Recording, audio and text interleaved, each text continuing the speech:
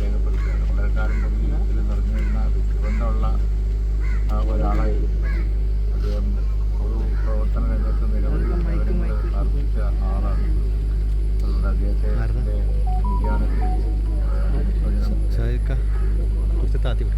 മറ്റൊന്ന്, ഇപ്പോൾ ഈ രാഷ്ട്രീയ കാര്യങ്ങളിലേക്ക് വന്നു കഴിഞ്ഞാൽ ഇന്നലെ മുഖ്യമന്ത്രി വാർത്താ സമ്മേളനം നടന്നു.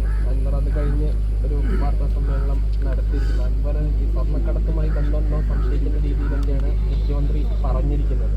അപ്പം പി ശശിക്കെതിരെ യാതൊരു വിധത്തിലുള്ള ഒരു അന്വേഷണത്തിന്റെ ആവശ്യമില്ലാന്നും പറയുന്നു. പറഞ്ഞത് ആരാണെങ്കിലും ശരി, അന്വേഷണം നിഷ്പക്ഷമായിരിക്കണം, ഗൗരവമുള്ള അന്വേഷണം നടത്തണം. അതാണ് യുഡിഎഫിന്റെ നിലപാട്.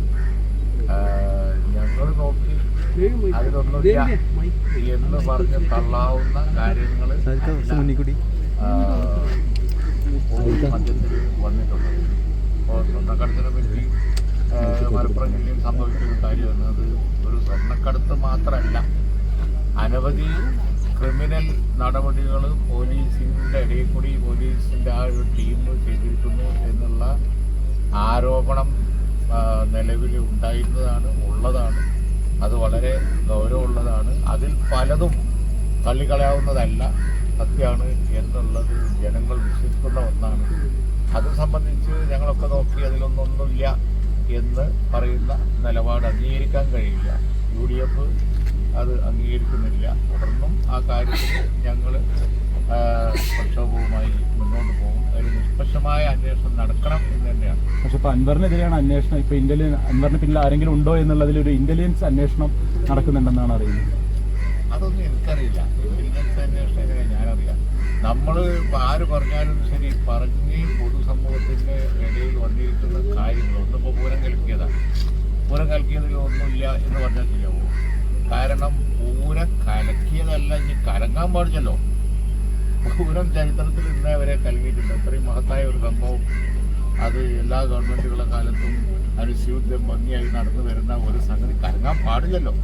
അത് കലങ്ങിയെന്ന് മാത്രമല്ല, കലക്കിയതെന്നാണ് ആരോപണവും കൂടി ഉണ്ടാവുമ്പോൾ അത് സംബന്ധിച്ച് അതിലൊന്നും ഇല്ലയെന്ന് പറഞ്ഞ് പിന്നെ അവസാനിപ്പിക്കാവുന്ന ഒരു കാര്യമല്ല. അത് പൊളിറ്റിക്കൽ കൂടിയാണ്.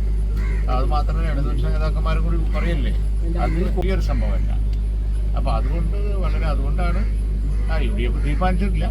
അതിനെ സംബന്ധിച്ച് ജുഡീഷ്യൽ അന്വേഷണം വേണം എന്നൊക്കെ അഭിപ്രായം വന്നു. ഞങ്ങൾ കൂടി ആലോചിച്ച് നിഷ്പക്ഷമായ അന്വേഷണം ആ കാര്യത്തിൽ വന്നു. അൻവറിനെ നിലമ്പൂർ മണ്ഡലം പ്രസിഡന്റ് സ്വാഗതം ചെയ്യുകയാണ്. ഒരുമിച്ച് പോരാടാം എന്നുള്ളതാണ് ഫേസ്ബുക്ക് പോസ്റ്റ്. ആര്? നിലമ്പൂർ മണ്ഡലം ഞങ്ങളാരും ഒന്നുമില്ല, ഞാൻ കണ്ടില്ല, യാതൊരു അറിയില്ല. നിങ്ങൾ പറഞ്ഞിട്ട് അതിനെ ഞാൻ പറയുമ്പോൾ അതിന്റെ മാനം മാറും.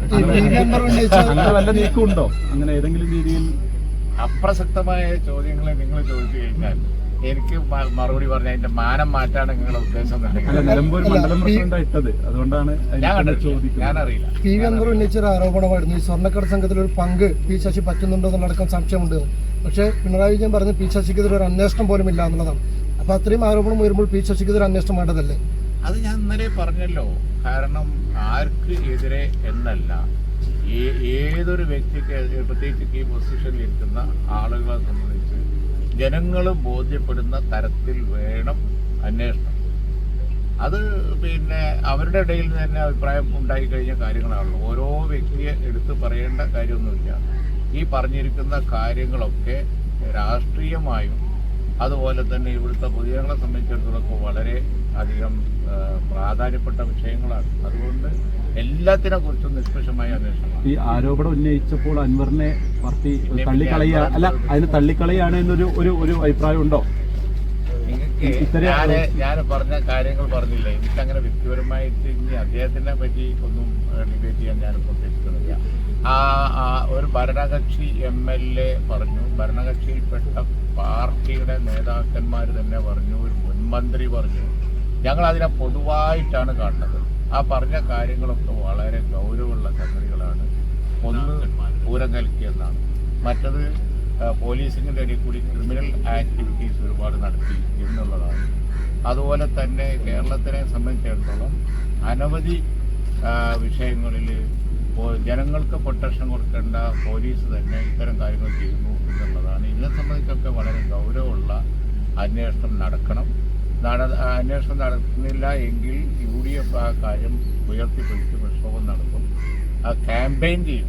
ക്യാമ്പയിൻ ഇടതുപക്ഷം മുന്നണിയെ സംബന്ധിച്ചിടത്തോളം വളരെയധികം പ്രതികൂലമായി അവരെ ബാധിക്കും. ജനങ്ങൾക്ക് ഈ കാര്യത്തിലൊക്കെ ഒരു നിലപാടുണ്ട്. അവരെ വിശ്വസിക്കാൻ പോകില്ല. തെരഞ്ഞെടുപ്പുകളാണ് വരാൻ പോകുന്നത്. ഞങ്ങളുടെ ലക്ഷ്യം അത് തന്നെയാണ്. ജനങ്ങൾ വിധി ചെയ്തു ഈ കാര്യത്തിൽ. ഈ മലപ്പുറത്തെ പോലീസ് വിവരാവകാശ നിയമപ്രകാരം ചോദിച്ച എത്ര പോലീസുകാർ ആത്മഹത്യ ചെയ്തു എന്നതിന് പോലും മറുപടിയില്ല. സാധാരണ ജില്ലയിൽ എല്ലാ കാര്യങ്ങളും റെക്കോർഡ് ചെയ്ത് വെക്കുന്നത് ക്രൈം റെക്കോർഡ്സ് ബ്യൂറോ ആണ്. അങ്ങനത്തെ കാര്യങ്ങൾ പോലും മറച്ചു വെക്കുകയാണ്. അപ്പോൾ എല്ലാ നിയമങ്ങളും അവർ അട്ടിമറിക്കുകയാണോ? അല്ല, ഈ മലപ്പുറത്തെ പോലീസ് കുറച്ച് കാലം നടത്തിയ മൊത്തം പ്രവർത്തനത്തിനെ കുറിച്ച് ആ ഒരു കാലഘട്ടം നടത്തിയ പ്രവർത്തനത്തിൽ വളരെ ദുരൂഹത. ചെറിയ ആരോപണങ്ങളല്ല വന്നത്. ചെറിയ ചെറിയ പോലീസിൻ്റെ ഒരു വീഴ്ച അങ്ങനെയല്ല വന്നത്.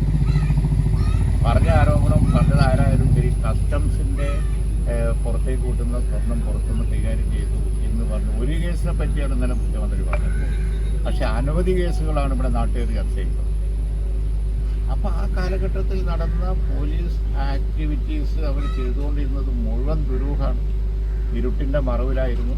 ഞങ്ങൾ അന്ന് തന്നെ അത് പറഞ്ഞതാണ്, പുസ്തകവും നടത്തിയതാണ്. അത് പുറത്ത് വരിക തന്നെ വേണം. അതിൻ്റെ ഇടയിലാണ് ഒരാളെ തല്ലിക്കൊന്ന സംഭവം ഉണ്ടായത്. അപ്പോൾ ആരെ വേണമെങ്കിലും പിടിച്ച് മയക്കുമരുന്നിൻ്റെ ആൾക്കാരാണ് എന്ന് പറഞ്ഞ് തല്ലിക്കൊല്ലുക, മർദ്ദിക്കുക. ആരെ വേണമെങ്കിലും പിടിച്ച് കൊണ്ടുപോകും. ഇത് പോലീസ് വിചാരിച്ചാൽ കഴിയല്ലോ. ഇതാണ് പണ്ട് ബ്രിട്ടീഷുകാർ കാലത്തൊക്കെ നടന്നിരുന്നത് ഈ രാജ്യത്ത്. അതേമാതിരിയുള്ള കുറേ പ്രവർത്തനങ്ങളാണ് ഇവിടെ നടന്നതെന്നാണ് ആരോപണം. അത് ചെറിയ കാര്യമാണോ? ഈ പോലീസിന്റെ പുറത്തൊരു ഏജൻസി അല്ല ശരിക്കും അന്വേഷിക്കേണ്ടത്? പോലീസിൻ്റെ പുറത്ത് ഏജൻസി അന്വേഷിക്കലാണ് നല്ലതെന്നുണ്ടെങ്കിൽ അങ്ങനെ അന്വേഷിക്കണം. അല്ലെങ്കിൽ ജുഡീഷ്യൽ അന്വേഷണമാണെങ്കിൽ അത് വന്നത് ഞങ്ങൾ കൂടിയാലോചിച്ച് പറയാം. ഏതായാലും ഇതിനൊക്കെ സംബന്ധിച്ച് വളരെ ഐവാഷിംഗ് ആയിട്ട് ആരോപണ വിധേയർ തന്നെ അന്വേഷിച്ചാൽ പോരാ. ആ കാര്യത്തിൽ യാതൊരു സംശയമില്ല. ഇതൊക്കെ വളരെ ഗൗരവമുള്ള കേസുകളാണ്. ജനങ്ങൾ അവരുടെ സംശയം ദൂരീകരിക്കത്തക്ക രീതിയിൽ അന്വേഷണം നടത്തുന്നില്ല എങ്കിൽ അത് ഞങ്ങൾ ക്യാമ്പയിൻ ചെയ്യും. ഇത് സംശയം വേണ്ട. മറ്റൊന്നിപ്പോൾ നാളെ പാർലമെന്ററി പാർട്ടി യോഗം വിളിച്ചിട്ടുണ്ട്. അപ്പോൾ നേരത്തെ തന്നെ വിളിക്കാനുള്ളൊരു കാരണം പാർലമെന്ററി പാർട്ടി അസംബ്ലി യോഗം ഉണ്ടാകാൻ മുമ്പ് വിളിച്ചത്. നാളെ ഇല്ല യോഗം. അസംബ്ലിയോടനുബന്ധിച്ച് 4-ാം തീയതി നേരത്തായി ഞങ്ങൾ എല്ലാ യൂണിറ്റുകളും യോഗം ചേർന്നുകൊണ്ട്. അപ്പോൾ യൂത്ത് ലീഗാണ് ഇന്നലെ ലീഗായിരുന്നു. അതുപോലെ പാർലമെന്ററി പാർട്ടി ഒക്കെ ചേരുന്നുണ്ട്. അസംബ്ലി പാർട്ടിക്ക് പ്രത്യേകിച്ച് ഇപ്പോൾ ഈ വന്നിരിക്കുന്ന വിഷയങ്ങളെക്കുറിച്ച് കുറേ കാര്യങ്ങൾ ചർച്ച ചെയ്യാനുണ്ട്. അതോടുകൂടിയായിരുന്നു അജണ്ട. കാരണം മലപ്പുറത്ത് ഈ വിഷയങ്ങളൊക്കെ വളരെ ഗൗരവമായിട്ട് നിയമസഭയിലൊക്കെ വരും. അപ്പോൾ അതൊക്കെ അതിനു വേണ്ടിയായിരുന്നു യോഗം. ഓക്കെ.